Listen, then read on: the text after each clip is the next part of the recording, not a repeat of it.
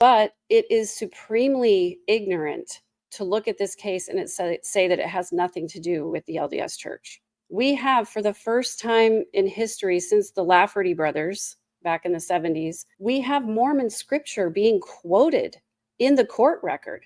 We have the prosecutor saying, "Be like Nephi," 7 times during her opening statement. We have several witnesses on the stand giving their interpretation of the Nephi and Laban story and talking about translated beings and all of that. So is it mainstream LDS? No, of course not. Did they twist it? Of course they did. But without personal revelation, without a belief in demonic possession, without a belief in sort of family members watching over each other from the other side, all of these kinds of things, we don't have Chad and Lori.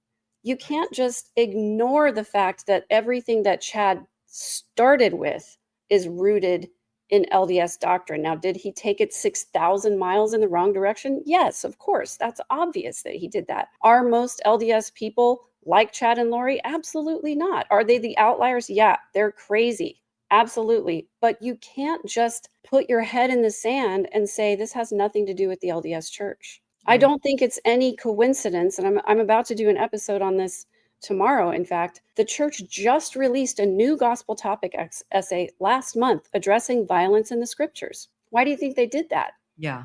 Could it possibly be because Be Like Nephi became a theme in this trial, in this multinational worldwide trial? I mean, it's for LDS people to still come into my comments and say this has nothing to do with the church is just silly at this point. Yes, and high demand religion, which you cannot deny the fact that Mormonism is a high demand religion. It demands all of your time, 10% of your money, all of your dedication. It requires you to view the world in a very specific way. High demand religion both attracts and creates people with mental illness.